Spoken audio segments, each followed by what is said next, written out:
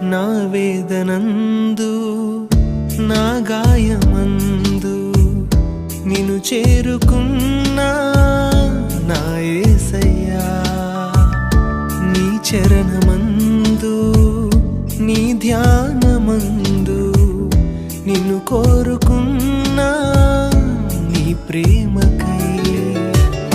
కరుణించినావు, నన్ను పిలిచినావు, గమనించినావు, ఘనపరచినావు.